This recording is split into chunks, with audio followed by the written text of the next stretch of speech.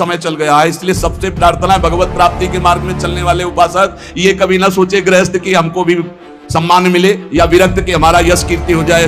बहुत बड़ा आखिरी प्रहार है ये। चूकना मत प्यारे, ये कुछ नहीं, ये सब माया का नाटक है।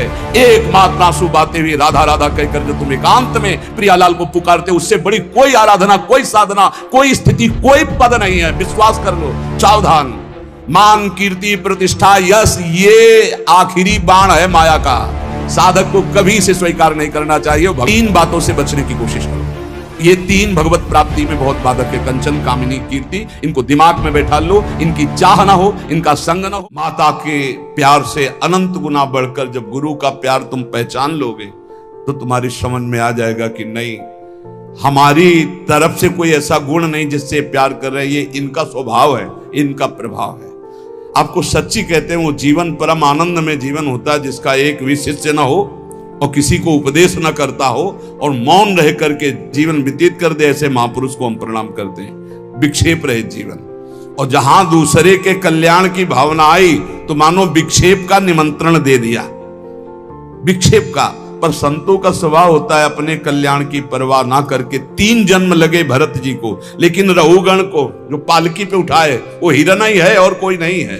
उसको परम पद पहुंचा ही दिया। संतों की जिद होती है, जिसके पीछे लग गए उसको भगवान की प्राप्ति करा ही देना, पर बहुत कठिन होता है। इसीलिए उपासक अपेक्षा रहित जीवन व्यतीत करे एकमात्र श्री श्यामा श्याम के चरणों में। हम मनाते हैं कि साधक कभी आकांक्षा न करे कि संसार के कल्याण के लिए अवतरित हुए हैं। भूल जाना, ये अवतार बना देंगे, सीधे अवतार। आपका तो अवतार ही हुआ है मेरे लिए। भूल मत करना, अवतार आचार्यों का होता है, भगवान का होता है। हम उन्हीं के बताए हुए आचरणों पर चलकर उन तक पहुंचते हैं।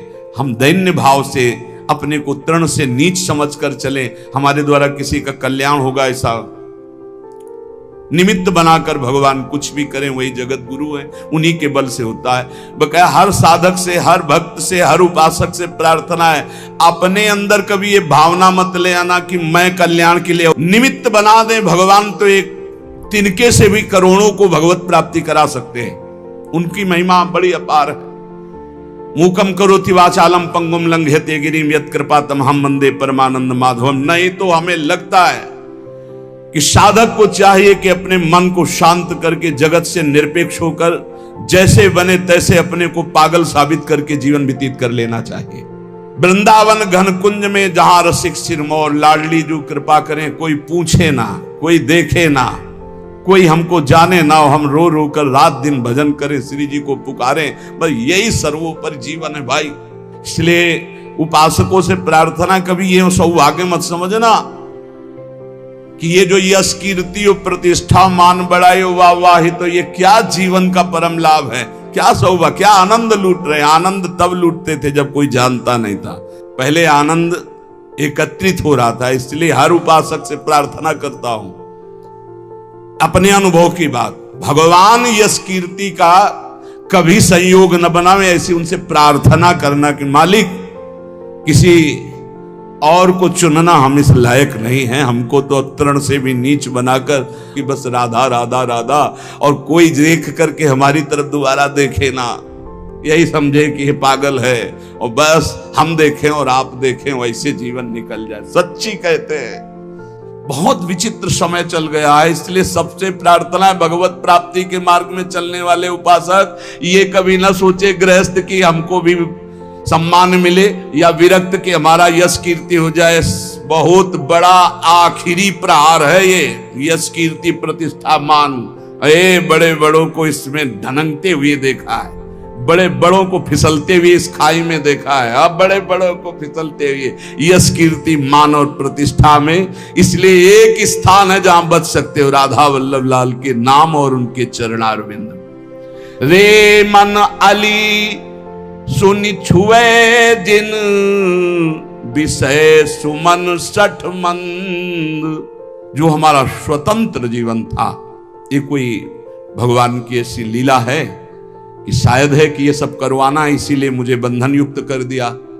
अगर बंधन युक्त ना होता किडनी का ये सब, तो सत्य आपसे कहते हैं कभी कभी मन ऐसे भागता है कि एकांत की तरफ भाग जाओ, कोई न देखे कोई न सुने। हमें वो जीवन की मांग होती है जिस जीवन में तुम रह करके ये सोचते होगे कि ये जीवन क्या है, तो हम इस जीवन में रहकर उस जीवन की पुनः मांग करते हैं कि जब हमें कोई पूछता नहीं था, जब हमसे राधे श्याम नहीं करता था, रात दिन श्री जी के चिंतन भजन में आ रहे मस्त एकदम डोलते हुए, वो जीवन एक अमोघ जीवन। अब इस जीवन में ऐसा नहीं कि हम प्रभु से विमुख हैं, वो तो हमारा भाई अगर अब 50 साल संसार का अभ्यास रहा है तो छूटता है क्या, तो भगवत का अभ्यास है। पर वो जो मांग होती है अंदर से भूख, वो आज भी हमारी भूख ऐसी है कि जो होना चाहिए वो नहीं है। जैसा भजन होना चाहिए वैसा भजन नहीं, जैसा रोना चाहिए स्त्री जी के लिए वैसा रोना नहीं, वो जो विकलता चाहिए वो विकलता नहीं। प्रभु प्रभु बार बार अब होता है कि गया जीवन, अब कोई गुंजाइश नहीं, अब कोई चांस नहीं रह गया। क्यों? शरीर ऐसा नहीं रह गया कि हम परिक्रमा लगा सके, शरीर ऐसा नहीं रह गया कि हम खड़े होना है तो हमें 2 लोगों का सहयोग लेना। इसलिए आप स्वस्थ हो, आपके ऊपर हमसे ज्यादा भगवान की कृपा है। चूकना मत प्यारे, ये कुछ नहीं, ये सब माया का नाटक है। एकमात्र आंसू बहाते हुए राधा राधा कहकर जो तुम एकांत में प्रियालाल को पुकारते हो, उससे बड़ी कोई आराधना, कोई साधना, कोई स्थिति, कोई पद नहीं है। विश्वास कर लो, कोई पद नहीं। आंख मूंदा तो सब ऐसे ही पड़ा रहेगा।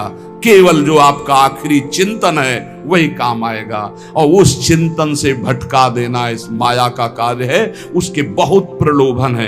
कभी भूल से मत समझना कि ये कोई सुख है। इसमें इतना भी सुख नहीं है जितना कुशासन में लेटकर और टाट पट्टी ओढ़कर और भूखे रहकर मांग कर खाते थे। तो जो परमानंद छाती वो कहीं जाता थोड़ी है, वो तो एक बार जाकर थो जाता होता है, लेकिन उसकी जो भूख है वो कहीं पूर्ति होने वाली नहीं। इसीलिए ब्रह्मादिक के भोग सब विषम लागत ताई, नारायण ब्रज चंद की लगन लगी जाई। ये भगवान जो सेवा कराना चाहते हैं वो सेवा हो रही, पर हम इस सेवा के लायक नहीं, और हमारी भूख ये बढ़ती चली जा रही कि कब हमारा वो पुनः जीवन आएगा जो जिस जीवन में हम उन्मत्त रहते थे। अब हमारे अंदर ऐसी एक विकलता होती, जिसे सब तो एक विकलता होती कि काश ऐसा कि हम एकांत हो, कोई बोलने वाला ना हो, कोई देखने वाला ना हो, और हम श्री जी के लिए रोए, छक के रोए। ए धन्य है तुम्हारा जीवन जो तुम्हें कोई नहीं जानता कि तुम क्या हो। कहीं भी फुटपाथ में खड़े होकर रो सकते हो, इधर मुंह किया चुपचाप रो सकते हो। हाँ, रुदु सुश्रम राजन कृष्ण, इससे ज्यादा मिठास किसी में नहीं। हम तुम्हें ये कभी कभी जो अंदर के उद्गार प्रकट करते हैं, इनको आप कागज में लिख लेना और आगे जीवन अनुभव कर लेना।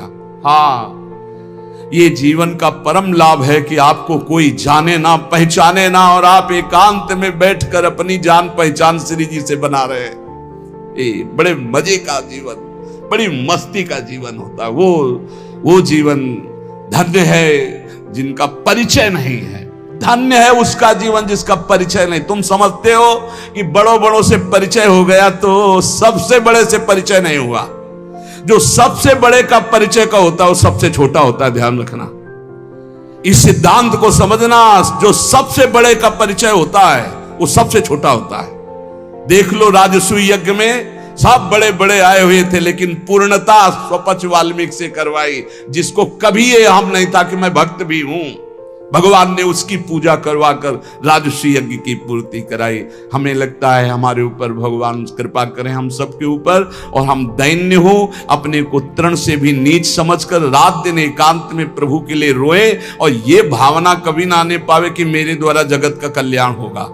कभी नहीं। अरे जगत भगवत स्वरूप है, कल्याण अपना करना है यार। मत्ता परतरम नान्यत किंचित अस्ति धनंजय, वो मेरा भगवान नाटक करके बैठा है, कह रहा पहचान लो मेरे को। हम पहचान नहीं पा रहे, हम उनका सोच रहे हैं उनका कल्याण करने आए हैं। हो गई भूल और फिसल गए। इसलिए सावधान। मान, कीर्ति, प्रतिष्ठा, यश, ये आखिरी बाण है माया का। साधक को कभी इसे स्वीकार नहीं करना चाहिए। भगवान जैसे जिसको चलाना चाहते वैसे चलना ही पड़ेगा।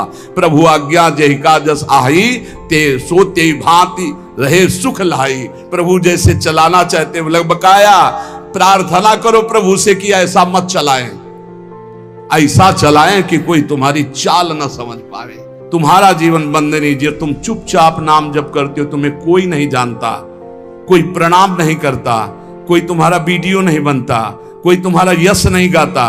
धन्य है तुम्हारा जीवन जो तुम गुप्त रूप से भजन करके भगवान को रिझा रहे हो। धन्य वो जीवन मत मानना जो प्रकाशित हो रहा है, धन्य वो जीवन है जो अप्रकाशित है, जिसे केवल हरि जानते हैं। तुम हरि को जानते हो, हरि तुम्हें जानते हैं। फिर जैसा भगवान चलाएंगे वैसा चलना ही पड़ेगा, लेकिन जीवन वही धन्य है अकिंचनस्य, जो अकिंचन है। हमें अपनी वृत्ति को चुरा चुरा कर संसार से श्री जी को देने के लिए निकले हैं, छुपा छुपा कर श्री जी को, और संसार हमारी वृत्ति को चुरा चुरा कर श्री जी से हटाता है। यही युद्ध चल रहा है, बस यही ठीक करना है। साधना बस इसी बात की है। खूब नाम जप करो, निरंतर प्रियालाल के आश्रित रहो, और 3 बातों से बचने की कोशिश करो। ये 3 भगवत प्राप्ति में बहुत बाधक है। कंचन, कामिनी, कीर्ति, इनको दिमाग में बैठा लो। इनकी चाह ना हो, इनका संग ना हो, इनके प्रति हमारे हृदय में कोई आसक्ति ना हो, तो इसी जन्म में भगवत प्राप्ति सहज में हो जाएगी। शेष चर्चा आगे। श्री राधा वल्लभ लाल की।